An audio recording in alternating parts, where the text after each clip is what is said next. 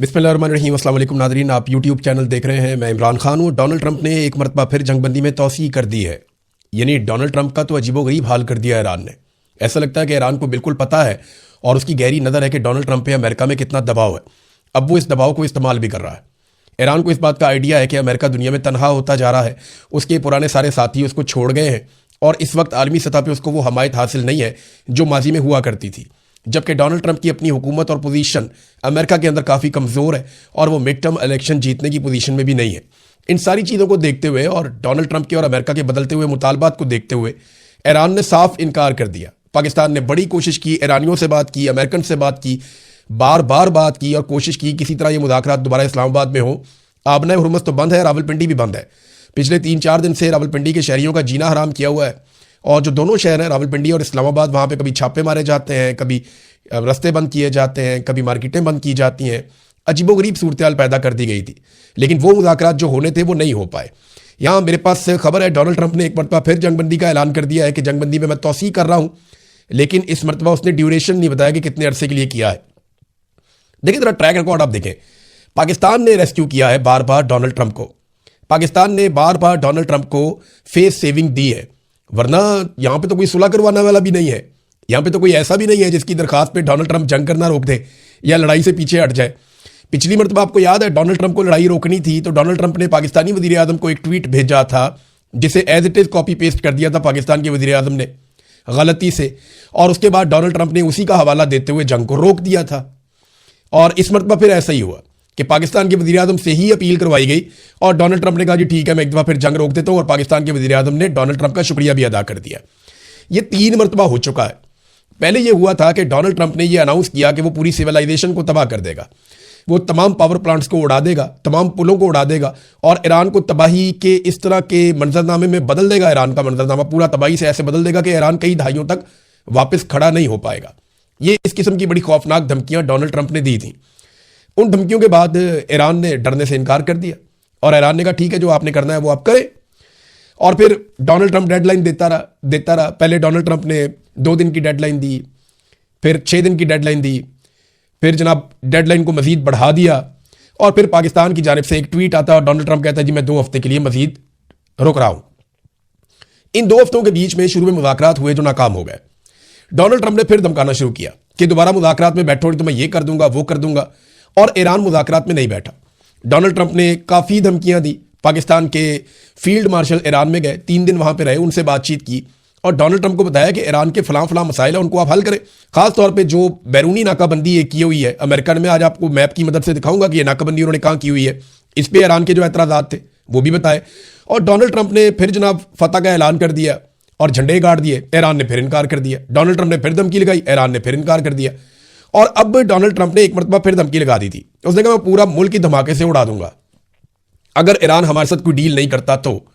साथ ही Donald Trump ने यह भी कहा था आज से 1 दिन पहले, यानी कल के दिन में डोनाल्ड ट्रंप ने कहा था कि मेरा कोई इरादा नहीं है कि मैं जंगबंदी के अंदर तौसीह करूं या जंगबंदी जो है वो जारी रहे। जंगबंदी खत्म हो जाएगी और दोबारा से हमला हो जाएगा। आज बुध का दिन है और आज जंगबंदी खत्म होकर दोबारा लड़ाई शुरू होना थी। ईरान ने भी इसकी तैयारी की हुई थी, लेकिन एक मरतबा फिर डोनाल्ड ट्रंप ने एक तरफा जंगबंदी का ऐलान कर दिया। और इतना बहाना क्या बनाया, डोनाल्ड ट्रंप ने मंगल और बुध की रात दोबारा ऐलान किया जंगबंदी का और यह नहीं बताया कि अब यह जंगबंदी कितना अरसा चलेगी। लेकिन इस मरतबा डोनाल्ड ट्रंप ने जो बहाना बनाया वो बहाना यह बनाया जनाब कि ईरान की क़यादत जो है उसके अंदर आपस में कुछ थोड़े बहुत इख्तलाफात हैं और वो किसी नतीजे पर पहुंच जाए, फिर वो हमारे साथ मुज़ाकरात करेंगे। अंदाजा करें कि डोनाल्ड ट्रंप की धुर बना के रख दी है ईरान ने। कैसी दुर्गत बनाई है कि अब बेचारा बहाने ढूंढता है कि किसी तरह मैं जंगबंदी कर लूं। सुपर पावर था इनका मुल्क, कितनी इज्जत थी इनके मुल्क की, कितनी ताकत इनके मुल्क की मानी जाती थी पूरी दुनिया में, लेकिन टके टोकरी हो गए। और अब वो पाकिस्तान की मिन्नत तरला करते हैं। पाकिस्तान वो जो 1-1 अरब डॉलर के लिए कोशिश करता रहता है। हमारा मुल्क गरीब मुल्क है, कमज़ोर मुल्क है और एक जाली हुकूमत है पाकिस्तान में बेशक, लेकिन ऐसे मुल्क से भी डोनाल्ड ट्रंप बेचारा मदद मांगता रहता है। पाकिस्तान अच्छी बात है, चलो मदद कर देता है। अच्छा, डोनाल्ड ट्रंप ने कहा इस हकीकत की बुनियाद पर कि ईरान की हुकूमत शदीद अंदरूनी तकसीम का शिकार है जो कि गैर मुतवक्के नहीं है। फील्ड मार्शल आसिम मुनीर और शहबाज शरीफ की दरखास्त पर हमें कहा गया कि ईरान पर हमले को इस वक्त तक रोक दें जब तक उनके रहनुमा और नुमाइंदे एक मुतहदा तजवीज़ पेश ना कर दें। अंदाज़ा करें आप, ईरान के अंदर आपको कोई इख्तलाफ नजर आया अब तक? उनकी सारी की आदत लगभग एक जैसी बात करती है। कोई थोड़ी सी नरम बात करता है, कोई थोड़ी सी सख्त बात करता है। ईरानी मीडिया में, अरब मीडिया में कोई ऐसी चीज़ आपको दिखाई नहीं दी। लेकिन अमेरिका के अंदर इख्तलाफात की खबरें पूरी दुनिया का हिस्सा बन रही हैं। सारी दुनिया को पता है कि शदीद तरीन इख्तलाफात हैं अमेरिका के अंदर। बार बार वहां पे कभी इस्तीफे सामने आ जाते हैं, कभी आर्मी चीफ को वहां से ओहदे से हटा दिया गया, 21 जर्नैलों को फारिग कर दिया गया। ये सारा कुछ तो अमेरिका में हो रहा है। ईरान में तो उनके लोग मारे गए, इसके बावजूद वहां पे कोई इख्तलाफ सामने नहीं आया। बहरहाल डोनाल्ड ट्रंप ने अब ईरान के अंदरूनी इख्तलाफात को बहाना बनाकर जंगबंदी को आगे बढ़ा दिया। भाई अगर अंदरूनी इख्तलाफात थे तो ईरान कोई रिक्वेस्ट कर देता ना कि जंगबंदी मजीद बढ़ा दे। ईरान ने जंगबंदी बढ़ाने की रिक्वेस्ट नहीं की, बल्कि ईरान ने इस मरतबा जो फाइनल धमकी है वो ईरान ने दी हुई थी। ईरान ने यह कहा था, और यह बाकायदा इसके ऊपर खबरें हैं, आलमी मीडिया ने यानी मिरर के ऊपर यह खबर छपी हुई है कि ईरान ने सीज फायर खत्म होने पर अमेरिका पर जहन्नुम के दरवाजे खोलने और बहुत सारे नए सरप्राइज देने का दावा किया हुआ है। और ईरान ऐसा कर सकता है क्योंकि उसने तैयारियां की हैं इस बीच में। अब यहां पे जो ईरान की जानिब से एक धमकी दी गई थी साफ, वो ये थी कि अमेरिका ने अगर पड़ोसी ममालिक से हमारे ऊपर हमले किए, यानी जो गल्फ ममालिक है, खलीजी ममालिक है, अगर वहां से हमारे ऊपर हमले किए तो उनकी ऑयल तनसीबात को हम तबाह कर देंगे। ये ईरान ने खबरदार किया था कि अब किसी भी सूरत अपने ममालिक को ईरान के खिलाफ आपने इस्तेमाल नहीं होने देना। और ये पासदारान इनकलाब के एरोस्पेस कमांडर माजिद मूसवी ने यह स्टेटमेंट दिया था, जिन्होंने मिसाइल और ड्रोन दागने होते हैं, साफ कह दिया था। और इस मरतबा जो सारा बोझ है वो अरब ममालिक के ऊपर पड़ना था, क्योंकि इन्होंने अटैक सीधा अरब ममालिक के ऊपर कर देना था। अब ट्रंप की धमकियां काम नहीं की, ईरान नहीं माना। जेडी वेंस बार बार तैयारी की तरफ देखते रहे, वो वहां से फ्लाई नहीं कर सके। पाकिस्तानी बार बार रनवेज की तरफ देखते रहे कि अमेरिकन आएंगे, ईरानी आएंगे, वो आए नहीं। और ये उन दोनों का फैसला है, यानी ईरान ने ना आने का फैसला किया, और ईरानी अगर नहीं आते तो अमेरिकन के आने का फायदा नहीं है, उन्होंने भी ना आने का फैसला किया। तो पाकिस्तान ने अपनी कोशिश की लेकिन कामयाबी नहीं हुई। अब ईरान ने एक और बात की है कि जो बंदरगाहों का मुहासरा किया जा रहा है अमेरिका की जानिब से, ये जंग के मुतरादिफ है। उन्होंने कहा हम इसको जंग ही समझते हैं, जो आपने हमारी बंदरगाहों के गिर्द एक मुहासरा कायम किया हुआ है, ये एक तरह की जंग है और ये जंग के मुतरादिफ है। अब इसका ईरान क्या जवाब देता है? देखिए, अमेरिका के लिए प्रॉब्लम आने वाले दिनों में पैदा होगा। जैसे जैसे खित्ते के ममालिक में तेल की, गैस की किल्लत पैदा होगी, तब अमेरिका का इम्तिहान बढ़ेगा। अमेरिका ने जिस जगह पे ब्लॉकेज लगाया हुआ है, ये पाकिस्तान से ओमान के बॉर्डर के बीच में समंदर का एक इलाका है जहां पे अमेरिका ने ब्लॉकेज लगाया हुआ है। वो मैं आपको भी आगे जाके दिखा देता हूं। लेकिन अब ये देखें कि क्या अमेरिका इस मुहासरे में चीन के जहाज़ों को रोक पाएगा? Japan, Thailand, Indonesia, Malaysia, Bharat, Pakistan, Bangladesh, Korea और बहुत सारे बड़े ममालिक हैं जिनका ऑयल और गैस यहां से जाता है। अब ईरान जो है वो मलबा बड़े आराम से डाल देगा अमेरिका पर कि जनाब हम तो एक सिस्टम के तहत कह रहे हैं, यहां से जो आपने लेकर जाना है ले जाएं, लेकिन अमेरिका ब्लॉकेज कर रहा है, वो रोक रहा है, तो आप जाने और अमेरिका जाने। आप अमेरिका को बोलेंगे वो रास्ता दे। तो चाइना ऐसा लगता है कि आने वाले दिनों में कुछ थोड़े से सख्त स्टेटमेंट देगा, जैसा कि उसके स्टेटमेंट आजकल आप देख भी रहे हैं। बीबीसी ने इसको पहली मरतबा ऐसे रिपोर्ट किया है कि जैसे ट्रंप ने मजीद मोहलत हासिल कर ली। देखिए, पहले ये रिपोर्ट ऐसे होता था कि ट्रंप ने ईरान को मजीद मोहलत दे दी, लेकिन अब ये इस तरह रिपोर्ट हो रहा है कि ट्रंप ने मजीद मोहलत हासिल कर ली। पूरे दुनिया के मीडिया में अमेरिका और डोनाल्ड ट्रंप की इज्जत जो है वो मिट्टी में मिल रही है। ऐसा लगता है कि ईरान जो है वो खास तौर पे अमेरिका की अंदरूनी सूरत हाल से बहुत ठीक ठाक बाखबर है। उसे आइडिया है कि जितना ज्यादा ईरान इस मामले को ताखीर का शिकार करेगा, ट्रंप पे उतना दबाव बढ़ेगा और उतनी बेहतर डील करने की पोजीशन में ईरान आ जाएगा। अब जितना अरसा ये जंगबंदी रही है, उतना अरसा ईरान ने और अमेरिका ने क्या क्या किया, ये कुछ चीजें मैं आपके सामने रख देता हूं। इस जंगबंदी के दौरान ईरान ने अपनी तैयारियां और अहदाफ चुन लिए हैं। ईरानी जो मीडिया है और जो उनके सोर्सेज हैं वो ये दावा करते हैं कि वो वाकई उंगली बटन के ऊपर रखकर बैठे और उनकी तैयारी बहुत ठीक ठाक है। अगर दोबारा अटैक हुआ तो वो बहुत शदीद हमला करेंगे और हैरान करेंगे अपने दुश्मन को। दूसरी जानिब एक रिपोर्ट आई है और ये रिपोर्ट अमेरिका से आई है।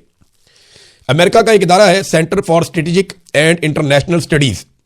उसके तज्जिए के मुताबिक 7 हफ्तों की जंग में अमेरिका ने अपने जो स्ट्राइक मिसाइल्स हैं उनके जखीरे का कम से कम 45% इस्तेमाल कर लिया है, जबकि बैलिस्टिक मिसाइलों को रोकने के लिए इस्तेमाल होने वाले थर्ड मिसाइलों के जखीरे का कम से कम 50% इस्तेमाल कर लिया है, जबकि पैट्रियट फिजाई दिफाई इंटरसेप्टर मिसाइल जो है उनका भी तकरीबन 50% इस्तेमाल कर लिया है। यानी अगर दोबारा ईरान के साथ लड़ाई होती है तो अमेरिका के पास जखायर बहुत कम है मिसाइलों के, उस तरह नहीं है जैसे माजी में अमेरिका के पास होते थे। अच्छा, अगर अमेरिका दोबारा ये मिसाइल हासिल करना चाहे, लगभग आधे मिसाइल अमेरिका के चल गए हैं, अगर यही मिसाइल अमेरिका दोबारा हासिल करना चाहे तो उसको 3 से 5 साल का अरसा दरकार है। अगर वो बड़ी अच्छी रफ्तार से बनाए तो 3 साल, वरना नॉर्मली ये 5 साल में इतने मिसाइल अमेरिका तैयार करता है। और ये एक अमेरिकन इदारे की रिपोर्ट है जो मैंने आपके सामने रखी है। बैनुल-अक़वामी सतह पे ये रिपोर्ट जो है वो काफी हद तक पब्लिक हो चुकी है। अमेरिका ने खित्ते में अपनी फौजी कुव्वत को बढ़ाया और अपने फौजियों की जहाजों की तादाद को बढ़ाया, लेकिन क्या इससे अमेरिका ज्यादा बड़ी तबाही फैलाएगा? तो बात तो सही है कि जितने ज्यादा हथियार होंगे अमेरिका की तबाही फैलाने की सलाहियत उतनी बढ़ेगी। लेकिन एक दूसरी बात भी है, जितनी ज्यादा अमेरिका की इस खित्ते में मौजूदगी होगी, ईरान के लिए टारगेट्स भी उतने ही ज्यादा होंगे। यानी जितने फौजी होंगे, जितने हथियार होंगे, जितने अड्डे होंगे अमेरिका के, ईरान उतने ही ज्यादा जवाबी हमले कर सकेगा और उतनी ज्यादा तबाही फैला सकेगा। यह भी एक हकीकत है, इससे भागा नहीं जा सकता।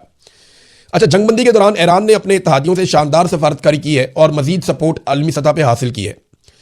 अमेरिका या डोनाल्ड ट्रंप आलमी लेवल के ऊपर अपने इत्तेहादियों को मनाने में अभी तक कामयाब नहीं हो सके, अपने पुराने इत्तेहादियों को इकट्ठा नहीं कर पाए। अरब ममालिक में एक बदएतमादी पैदा हुई है कि अमेरिका क्या इनका तहफ़्फ़ुज़ कर सकता है, और वो दीगर ऑप्शंस के बारे में सोच रहे हैं। अरब किन ऑप्शंस के बारे में सोच रहे हैं, जरा थोड़ी देर यहां पे हम इस वीलॉग को रोकते हैं और आपको मैप पे लेकर चलते हैं, और मैप में आप देखिए कि अरबों के दिमाग में अब क्या चल रहा है। जी नाज़रीन, एक मरतबा फिर हम अब मैप पे आ गए हैं और यहाँ कुछ चीजें थोड़ी सी हम बेसिकली समझ लें कि अमेरिका ने ब्लॉकेज लगाया कहां पे है और अरब ममालिक अब किन ऑप्शंस के ऊपर सोच रहे हैं। क्योंकि अमेरिका के ऊपर उनका इंहिसार उस तरह नहीं है जैसे माजी में था, या उन्हें यह लगता है कि अमेरिका उन्हें वैसे प्रोटेक्ट नहीं कर पाया जैसे वो पहले करता था। तो ये वो जगह है जहां पे ब्लॉकेज लगा हुआ है। ये अमेरिका ने यहां से रोका हुआ है। ये है आबनाए हुर्मुज़, जहां पे एक तरफ ओमान है और एक तरफ ईरान है, और इसके ऊपर ईरान का कंट्रोल है। यहां से सारा तेल निकल कर जाता है दुनिया में, और यहां पे अमेरिका ने ब्लॉकेज लगाया हुआ है इस जगह पे। अब जो जहाज यहां से गुजरकर बाकी दुनिया की तरफ जाना चाहेंगे उन्हें अमेरिका रोक सकता है, और यही हथियार अमेरिका लगातार इस्तेमाल कर रहा है। सऊदी अरब क्या सोच रहा है, यूएई ने कौन सी नई तजवीज निकाली है, और उसके ऊपर वो गौर कर रहे हैं। ऐसा नहीं है कि ये फौरी तौर पे हो जाएगा, ये प्रोजेक्ट 10-10 साल बाद औकात ले जाते हैं, या इससे ज्यादा वक्त भी लग जाता है। जदीद मशीनों के साथ भी करें तो बहुत टाइम लग जाता है। अब मैं आपको एक्चुअली बताता हूं कि सऊदी अरब के दिमाग में क्या चल रहा है। वो यहां से एक बड़ी पाइपलाइन बिछाना चाहते हैं रेड सी तक, यानी सारे जो वसाइल है वो यहां पे, कतर के पास गैस है, कुवैत के पास गैस और पेट्रोलियम मसनूआत है, सऊदी अरब के सारे ज़खायर इस तरफ है, यूएई के ज़खायर इस तरफ है, और ईरान के ज़खायर भी इस तरफ है, इराक के भी यहीं पे, और अमेरिका के बहुत सारे वफादात, उनकी कंपनियां यहीं पे काम करती हैं इस रीजन में। ये वो सारा रीजन है, ये वो सारा रीजन है जहां पे वो काम करते हैं। ये हिस्सा ईरान के पास है, बाकी दीगर ममालिक के पास है, और सारे वसाइल यहीं पे। अब अगर यहां से आबना हुर्मुज़ को बाईपास करके वो चाहते हैं कि दुनिया को तेल, गैस, बाकी चीजें वो फराहम करें, तो एक रास्ता तो यूरोप के लिए ये है कि यहां से वो रेड सी तक एक ऐसे पाइपलाइन बिछाएं। इसी पाइपलाइन को कुवैत भी इस्तेमाल करे, कतर भी इस्तेमाल करे, यूएई भी इस्तेमाल करे, बहरीन भी इस्तेमाल करे, सऊदी अरब भी इस्तेमाल करे, और एक अच्छी खासी पाइपलाइन बिछाकर, जैसे कि पहले एक पाइपलाइन यूएई ने बिछाई हुई है, यूएई ने यहां से लेकर यहां तक एक पाइपलाइन बिछाई हुई है। ये फजीरा पाइपलाइन है, लेकिन वो इतनी इफेक्टिव नहीं है, ठीक ठाक उसमें से फिर भी फ्यूल चला जाता है। तो यूएई ने एक बिछाई भी हुई है, और उसको नुकसान भी पहुंचा था पीछे लड़ाई के दौरान। पाइपलाइन का एक मसला यह भी होता है कि आप एक मिसाइल मारे, कहीं से भी आप पाइपलाइन को तबाह करें, उसके बाद वो नकारा हो जाती है और फौरी तौर पे आप बैठ जाते हैं फारिग होकर। भारत ये एक प्लान है कि यहां तक पहुंचाया जाए। जो इसराइल का प्लान था वो ये चाहता है कि वो यहां तक पहुंचाए पाइपलाइन, ताकि इसराइल सारे मगरबी ममालिक को पेट्रोलियम मसनूआत बेचे जो यहां से जाए। भारत ये इनका प्लान है। यूएई क्या सोच रहा है ये जरा आप देखिए। ये जनाब यूएई का मैप है। पहले आप समझ लें कि यूएई है कहां तक। ये गल्फ ऑफ ओमान में जाता है, गल्फ ऑफ पर्शिया से, यानी ये है आबना हुर्मुज़। ये आबना हुर्मुज़ है। ये जो छोटा सा ब्राउन एरिया आपको नजर आ रहा है ना, ये ओमान का है। यूएई का प्रॉब्लम ये है कि आबना हुर्मुज़ के एंड तक यूएई नहीं जाता। यहां पे ये यूएई का नक्शा है, ये यहां तक आता है, और ये रेड लाइन के साथ साथ नीचे से यहां आ जाता है। ये इधर यूएई है। ओमान का एक हिस्सा ओमान से कटा हुआ है, और वो हिस्सा ये है, ये, और यही हिस्सा आबना हुर्मुज़ के ऊपर जाकर लगता है। तो ईरान इसीलिए कहता है कि आबना हुर्मुज़ ये वो एरिया है, इसके ऊपर कंट्रोल होना चाहिए ईरान का और ओमान का, क्योंकि यहां पे नक्शे में यूएई मौजूद नहीं है। तो यूएई ने एक नया फॉर्मूला निकाला है, वो मैं भी आपको आगे दिखाता हूं। उनका फॉर्मूला ये है कि वो यहां से लेकर यहां तक समंदर खोद देंगे, यानी जमीन को इतना ज्यादा खोद देंगे यहां से यहां तक कि बड़े बड़े बहरी जहाज, जैसे कि नहर स्वेज मैंने आपको बताया था कि वो मिस्र ने अपने बीच में एक बहुत चौड़ा रास्ता बनाया और एक समंदर को दूसरे समंदर से मिला दिया, उस पर उन्होंने बहुत पैसा बनाया। अब यूएई का फॉर्मूला ये है कि वो यहां से फुजीरा तक एक बहुत बड़ा समुद्री रास्ता बनाएंगे। कैसे बनाएंगे जरा ये देखिए आप। ये नक्शा उन्होंने दिया है, ये देखें, यहां से स्टार्ट होता है समंदर पूरा, ये आता है और ये यहां तक आ जाता है। तो इन्होंने आपने हुर्मुज को बाईपास करके ये जो पर्शियन गल्फ है इसको गल्फ ऑफ ओमान के साथ मिला दिया, और इससे वो ये सोचते हैं कि उन्हें ये फायदा होगा कि इस एरिया में से गुजरना नहीं पड़ेगा। लेकिन ये कितना अरसा लगेगा इसके बारे में कुछ नहीं कहा जा सकता। एक तजवीज ये भी आ गई है कि इस तरीके से जान छुड़ाई जाए।